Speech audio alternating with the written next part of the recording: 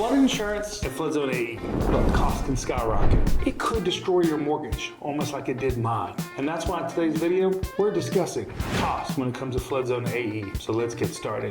Before we do, make sure to share, subscribe, and like the channel below.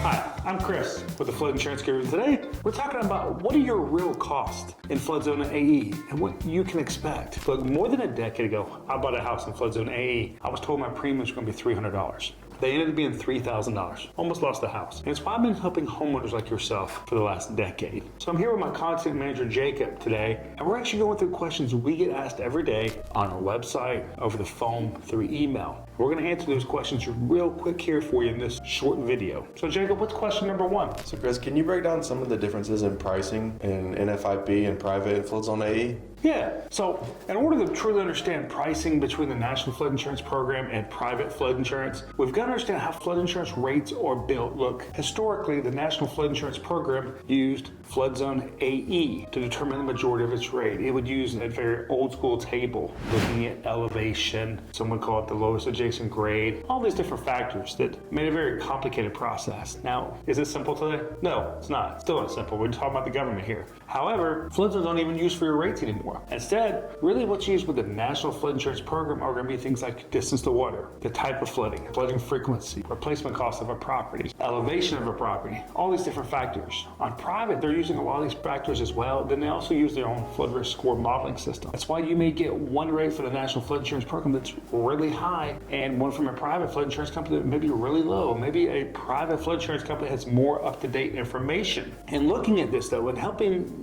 thousands of customers with their flood insurance, some of the factors we've seen in flood zone AE that make the biggest impact on the National Flood Insurance Program pricing seem to be replacement costs, distance to the water, and elevation of the property. So remember, when you're going through and you're looking at this pricing difference between these, also remember, not all private flood insurance companies are going to be the same when it comes to pricing. In fact, many of them could be wide range. In fact, we've seen it where you may get a $400 rate from one and a $4,000 rate from another because how they're looking at underwriting and different things like this. Okay. Can you give us some of the basic factors that might make your flood insurance rates go up in AE? Yeah, absolutely. So remember, when we're talking about flood zone AE, we're talking about the National Flood Insurance Program. Remember, rates are not going to be determined by flood zone AE by itself anymore. There's a lot of factors that go with AE, like your flood risk score. And you can get a copy of your flood risk score by clicking on the bottom of this video. So you just got a flood insurance renewal in the mail, and you're only trying to figure out why is my flood insurance going up in flood zone AE. Could be that your flood risk score has changed. What this means is we could look at a Caryville, Texas. We could look at Lancaster, Pennsylvania, Tampa, Florida, areas that have had significant flood events over the last 12 months. This could change your flood frequency, having an impact on your rate. Other things could be that your replacement cost of your property may have changed. Maybe it's gone up. Could have been that you've had some flood insurance claims, especially with private flood insurance where your policy may have even been non-renewed. Or with the National Flood Insurance Program, the way they use their modeling system now. Let's say you've got an older policy that went into place before 2021. You may be part of that glide path program where that rate's going to go up steadily every year until it gets to the full risk premium, which means you may be looking at up to 18% rate increases until it does that. So these may be some reasons why your flood insurance is going up in flood zone AE. Okay. Can you give us just a general idea of the price range for NFIP quotes in flood zone AE versus private? Yeah, and I'll tell you. Now, this is on average across the country. What we see with the National Flood Insurance Program and looking at our data, the customers that we've helped, is on average, we see the National Flood Insurance Program rates for up to $250,000 in building coverage and $100,000 in contents coverage come back about $1,150 a year. When we're looking at private flood insurance companies, we've seen that pricing come back around $800 a year. So these can be some of the differences here. This is why when you're getting a quote, it's so important that you get that National Flood Insurance Program quote. But remember, you only need one of those. You don't need to go to 10 different agents because that rate should be the same. And then at private, looking at least 3 different private flood insurance companies and having rates for them. And you want to talk to a flood insurance agent near you to make sure they offer 3 different private flood insurance options. Okay. When someone is looking for simple ways to lower their flood insurance costs, what would you recommend? Just some simple steps. Move.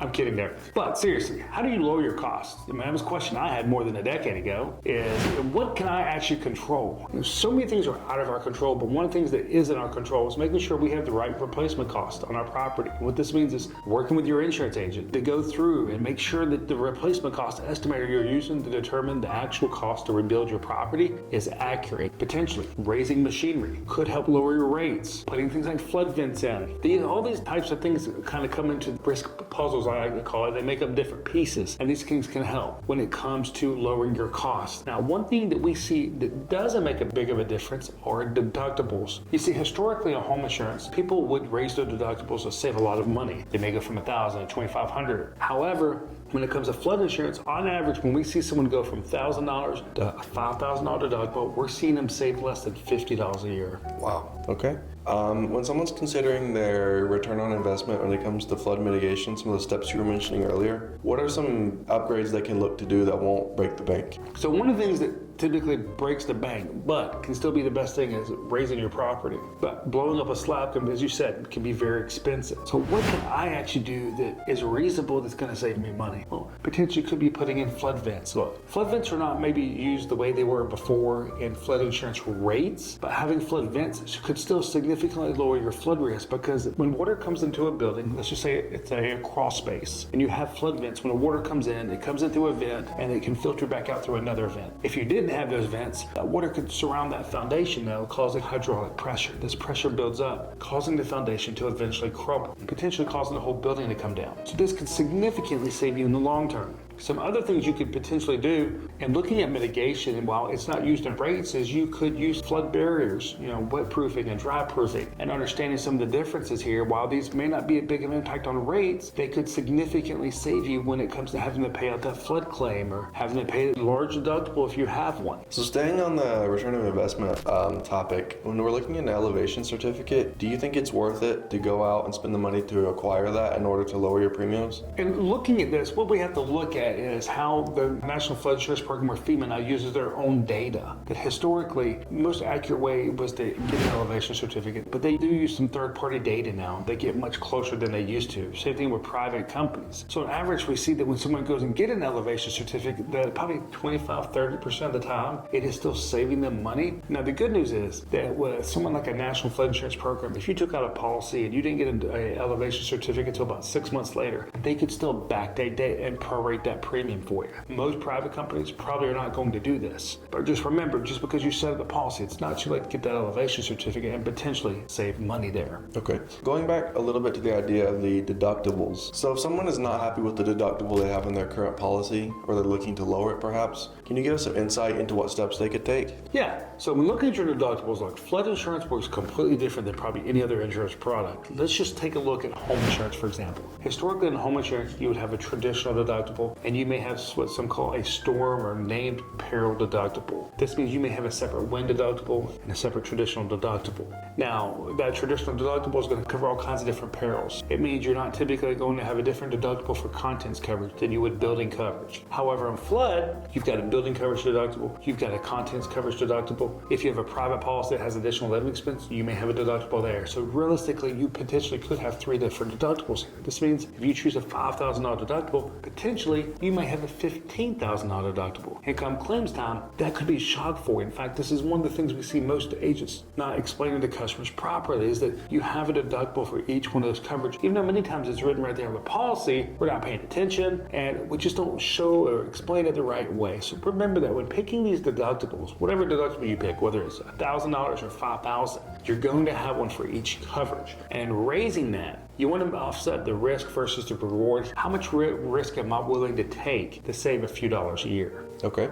And can you tell us what to expect in the next 3 to 5 years in regards to flood insurance premiums under Risk Rating 2.0? Yeah, with Risk Rating 2.0, it's still fairly new, but what we're starting to see is that these rates slowly starting to go up over time to meet what's called a full risk premium if you have an older policy. This means when it comes to your rates over the next 3 years, it may be somewhat different than is getting a full risk premium today. And I'll give you an example. We have a client who was looking at purchasing a new building, so we did a new business quote on this. It came at $4,200 a year. Current homeowner has an $800 rate on there. So of course, this $4,200 rate, $800 is going to take a long time to get to $4,200 with that 18% rate increase each year. In fact, it may take 10 years, it may take 15 years to get there. And so when it comes to costs over the next 3 years, you can steadily see that. But it's going to have a lot to do with your flood risk modeling, like flood frequency in your area, distance to water, the elevation, all these different factors are going to go in that pool. Now, when it comes to private flood insurance, we're starting to see a lot more flooding across the country, widespread. What happened recently in Texas, Hurricane Helene in North Carolina, Hurricane Debbie in Georgia. Some of these areas that had never seen storms like this in 100 years have now being flooded, causing flood frequency to go up, which is a big rate driver with the National Flood Insurance Program and also some private flood insurance companies. As a result, we could start to see some significant impacts. Also, when we talk about private flood insurance and rates going up, we have to look at what's called a reinsurance. This is basically the money that an insurance company buys to protect itself, to make sure that it can insure these claims. Over the past 5 years, reinsurance cost has been significantly higher, limiting capacity for some private companies, causing rates to go up because they're limiting the risk in those areas. So these are some things where we could see, rates significantly changing over the next 3 to 5 years. Now, if you're a homeowner, you should be looking at your rates every year. At a minimum, though, you should at least be shopping these every couple of years, looking at multiple different private flood insurance. Now, don't assume that private flood insurance is just going to be cheaper than the National Flood Insurance Program. In fact, 46% of the time now, we're seeing that National Flood Insurance Program coming back cheaper. But just remember, you may not get the same benefits with a private policy that you may with the National Flood Insurance Program, or vice versa. Okay. For a minute, I want to take a look at the 30-day waiting period when it comes to these policies. First one I want to ask you is, why does flood insurance even have a 30-day waiting period before it kicks in? So the 30-day waiting period actually comes from the National Flood Insurance Program back in the 70s and 80s along the Mississippi and the Missouri River. People would just try to take coverage out like a day or two before a storm hit so they could get coverage. And so the National Flood Insurance Program kind of kicked in this 30-day period to help protect themselves a little bit. It's the same reason why they usually have that paid in full in there as well, but these are year-long policies. It's the same thing with private. It's really so